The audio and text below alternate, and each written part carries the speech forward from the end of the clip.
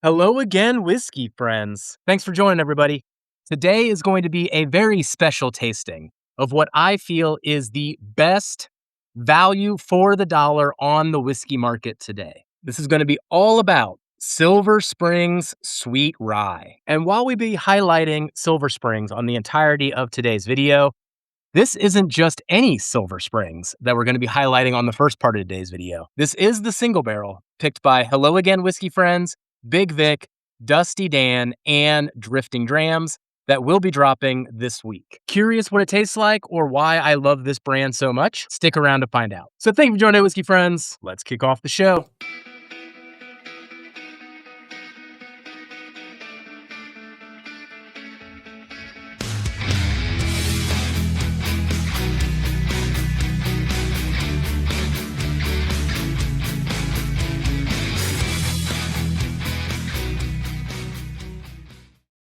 All right.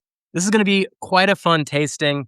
I have been exploring this bottle here over the last couple days to get down all of my tasting notes, to now sit down with you and do it more officially here in this format. Now, if you aren't familiar with Silver Springs, I made a video on this probably about 6 months ago where I went absolutely insane because what we're looking at here is a cask strength rye whiskey sold typically as single barrels with a unique mash bill of 65% rye, 20% malted barley, 15% corn, sourced from Kentucky. Silver Springs is brought to you by the same company who also produces J.W. Kelly. And the most amazing part of this whiskey, as I said, at cask strength single barrel rye, the one I have in my hands is 8 years old. And the prices of these I have found between $35 and $55, depending on the store and depending on the state. And as I said on the top of the video, quite frankly, I think this is the best value in whiskey today in terms of the price paid and the quality of this whiskey and what it tastes like. Because we freaked out about this brand so much, we reached out to them to see if we could do a single barrel selection, and we did the single barrel selection live on our Wednesday show with the owner of Silver Springs, Ed. And it's always risky when you invite the owner of a company on your show to do a barrel pick. So what happens if you don't like the samples? But what we found instead was Ed pretty much spoiled us. And the sample that we ended up picking did come up last in the flight and pretty much just gushed over it the moment that we smelled it and tasted it. Now I got the final product in hand and we're going to gush over it a little bit more today as we go through the tasting notes. Now, as mentioned, this one is 8 years old, distilled in 2017, bottled in 2025. I guess I could potentially be doing rounding there depending on the months. All right, we'll say between 7 and 8 years old. And that is the highest proof that I have seen on one of these single barrels to date. Now, my local store, the Party Source, has this in stock all the time. So every time I go there, I tend to pick up 1 or 2 bottles just due to the price. And there are also rumors out there that this might not be on the shelves forever. You know, they contract distilled a lot of this all those years ago. And now, once those barrels are gone, I don't think they have more to go back to. So this is one of those things where get on the bandwagon while you can, because you just don't know how long it's going to last. But I have 3 other single barrels sitting beside me here. Cask 9950, that is 122 proof. A fresh crack of cask 15303, that is 117 proof. And then I have cask 15322, that is 116 proof. So after we go through the profile on the Hello Again Whiskey Friend collaboration single barrel, I'll then explore the other ones a little bit to give you a sense of the overall range that this profile and this whiskey has to offer. All right. Well, let's get into the single barrel here. First, noting that color. I mean, this is a beautiful, beautiful dark whiskey. Another thing to note about this one is just how oily this thing is. Not only does it grip the glass that you can see here, it does the same thing to the inside of the bottle. So let's dive in on the nose, then we'll go through the palate, and then we'll do the comparison to the other single barrels that I have in the collection right now. Cheers, everybody.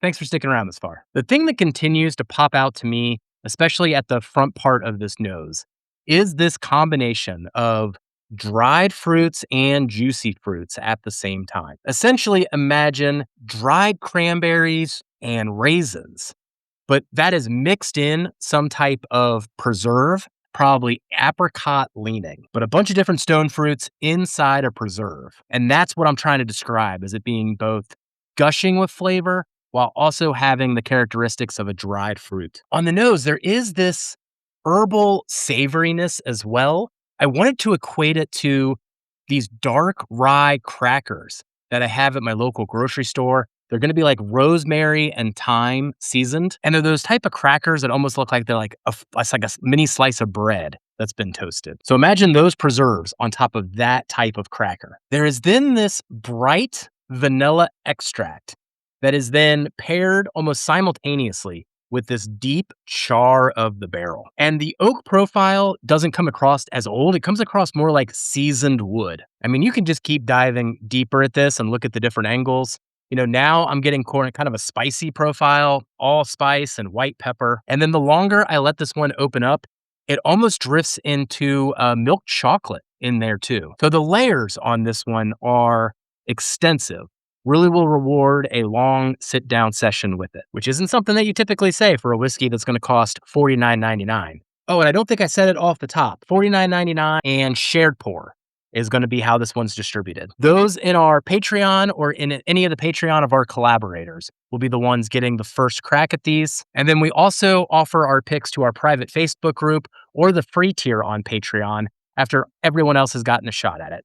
So if you're curious about keeping up with this pick or the future picks that we have in 2026, links in the description for that. I know I already mentioned it, but I mean, look what this thing has been doing to the glass as I've been just kind of agitating it and going through those tasting notes for the nose. So let's get into how this one tastes. Cheers, everybody. Wow. Up front, it is all about cherry and blackberries for me, but that sits right beside sassafras, almost like a root beer. Sometimes I even think about Dr. Pepper, like that type of cola. And it still has the presence of that dark vanilla extract and the allspice and the white pepper that I mentioned on the nose, as well as that oak presence. Once again, more like a dried seasoned oak rather than a darker oak profile that you would usually associate with like 10-year plus whiskeys. It's not that type of oak profile. It's in that 7 to 8 year range.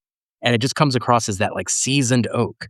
Really like that a lot. The transition to mid-palate ups the volume on those fruits, and the fruit profile gets really, really complex again. Thinking about cherries, drifting into grapes, getting blackberries, and getting stone fruits all at the same time.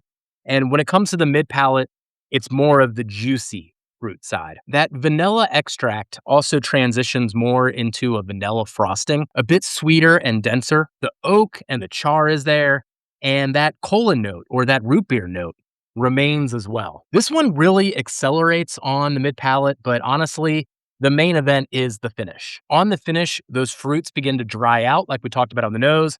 The dried cranberries, the raisins, dried cherry. The sweetness kind of morphs into what I would describe even as a grape cotton candy. Those Dr. Pepper qualities continue to play out on the finish. And then some of those savory aspects of it that I hinted at on the nose come back on the finish as well.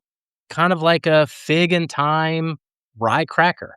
Once again, one of those like more artisan-like crackers. Absolutely wild tasting notes, right? Especially for a rye too. It doesn't have a stereotypical rye profile whatsoever. I bet you a lot of people drinking this would even think it's a bourbon. So if you pick this bottle up, be sure to come back to this video and go through these tasting notes with me. I'm curious to hear what you're getting on this crazy palate. Now, for our single barrel, there are about 150 of these bottles. So if you're watching this and you're outside of our circle, you might not be able to get your hands on one of ours or what I just described, but you might see it on the shelf. And I can't say it enough. You see it, you buy it when it comes to this Silver Springs Sweet Rye. Now, I think the single barrel that we selected is my absolute favorite. When it comes to all the different single barrels I've tried so far, I have thus far gotten my hands on about 6 to 7 barrels. But when Darrell's hyping this one up, man, the hype is real. For a guy that's good at poker, he has no poker face when it comes to Silver Springs. Now, I'm going to pour out the other ones that I have, including a fresh crack of this barrel that I just got to try to articulate what I'm getting from other single barrels as well to set better expectations with you on what you might find if you were going to the store and grabbing one of these off the shelf. Didn't even do this on purpose, but I happened to grab a Big Vic Glen. Cheers, Vic. So what I'm putting in the Big Vic Glen is cask 9950. And this is the single barrel that inspired the video from 6 months ago when I went absolutely off the wall on how crazy of a good value and amazing whiskey this is. So you'll have to go back to that video if you want even more detailed tasting notes than what we're about to go through here. The other Glen I pulled is an Old Dominic Glen. Cheers to all our friends at Old Dominic. This one is cask 15322 and it's coming in at 116 proof. And then the last one that I'll open up here as a fresh crack is cask 15303. And this one's coming in at 117 proof. And what I'm finding from all these single barrels that I've been getting from Party Source is that they've all been in this 15,000 series and around the same proof. Essentially all sister barrels of each other is what it feels like. For a while there, I kept grabbing it and thinking I was getting the same barrel until I really inspected the barrel numbers and realized the last two numbers were a little different. So this is just going to be a quick comparison to the Hello Again Whiskey Friend collaboration pick and these other single barrels that I have picked up. And I don't even have an impression of the one that I just bottle cracked. So first we'll get into the 9950. The fruits aren't as gushing as this one, but I mentioned it on ours when it came to the finish that I get like this great cotton candy. I get that on the nose of this one, which is typically the marker that I get on the nose for this brand in general, though that cotton candy aspect is not on the nose of ours since it drifts more into that Dr. Pepper cola aspect with its sweetness with that vanilla extract that I talked about. Dark profile though. The char and the barrel really comes out on this one as well on the nose. Let's go into the taste. This one's much spicier from a flavor profile perspective. What is interesting is on both the Hello Again Whiskey Friend pick and now this first one, the front of the palate is very bright and airy, and it doesn't even have those hints of darkness that you get later, which is very interesting to me. Now I'm seeing those similar characteristics.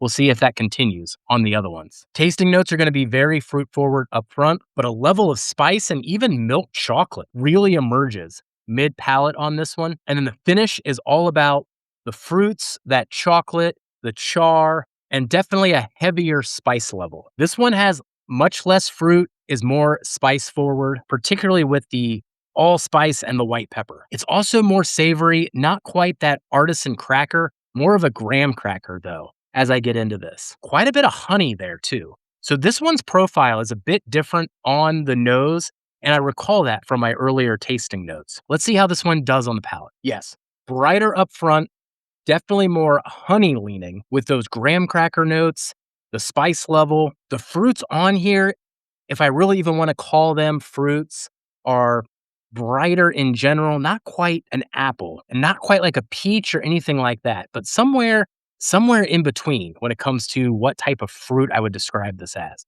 But it is not fruit forward whatsoever compared to the first two. The honey note on this one, though, is its standout characteristic. And then it's got that nice rye spice on the finish. All right, let's do the last one. This one's actually going to be a first impression of 15,303. And if you're in my local area by Party Source, as of recording, this is the one on the shelves right now. I bought this one just yesterday. Ooh, that one's got a surprising nose on it. Leans more on the savory side, not getting the fruits on this one.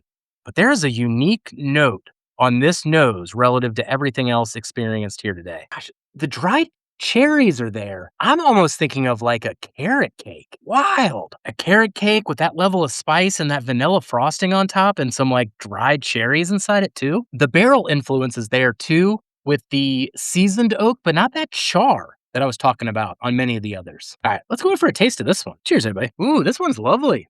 This one's kind of a good between everything we've been talking about today. It's got the cherry up front and it's got that honey as well. Mid palate drifts more into what I would describe as tea notes, actually. And then on the finish, it kind of drifts back into that more carrot cake leaning quality that I called out on the nose. Man, that carrot cake thing really works. I guess my takeaway now, going through each of these, is A, the similarities in the mouthfeel and the experience and the way the whiskey moves across the palate. Starting out on the front of the palate, very light, bright, and airy, typically giving either the fruit notes or honey notes. Everything ramps up mid-palate, where it presents its more bolder flavors, and then continues to ramp up further as it goes into the finish. And each of these I would describe as having a long to very long finish. Each one has a great mouthfeel. I'm still tasting the last one as I'm trying to talk through it here. It is giving me a whole lot of honey and vanilla right now. So, my reason for doing this is to set expectations on the fact that when it comes to this particular flavor profile, there is a big range here between all of the different single barrels I am getting my hands on. But I love all of them. Behind the scenes, if you were to look at our scoring system, all of these are essentially scoring between an 85 to a 90. And again, the cost on these for a cast strength rye is between $35 to $55, depending on your area and the store that you're getting it from. You simply don't find that value on the shelf today. All right. So, if you stuck with me this far, you know there's only one thing left to do, and that is to blend them. Honestly, though, I don't know if I can improve the hungry rise. That is going to be hard. All right, so let's pour each of these in here. All right, we've got our blend. Let's swirl this up a little bit, and let's see if the blend is better than any of the individual parts. But once again, I do think that hungry rise is hard to beat. Man, actually, that's pretty good on the nose. It flattened out a few of the things that I love on the single barrel that we picked, but the blend is actually bringing in the honey note combined with the fruit note, which I can totally respect and get behind. The oak, the chocolate, and the barrel char is there as well. A lot of the spicy profile on some of these definitely got toned down, though, in the blend. All right, let's see how it does on the taste. Cheers, everybody. Oh, that palate's wild. Oh, holy cow. Oh, that is fabulous. What did that do? I think the mouthfeel on this might be the best of all the samples with all of them combined. I mean, look how it's just ravaging that glass. That's wild. Man, a lot of the Hello Again Whiskey Friends collaboration single barrel is definitely coming through in this blend. Maybe because it's the highest proof, it might have the loudest voice here. It probably had the most left in the glass as I blended that as well. But the combination of the juicy fruits, the dried fruits, the spice profile is actually what is like amping up here. Essentially, that spicy carrot cake aspect is all over the finish. Like, I am just puckering right now. It actually makes it difficult to talk through it. And it is unrelenting.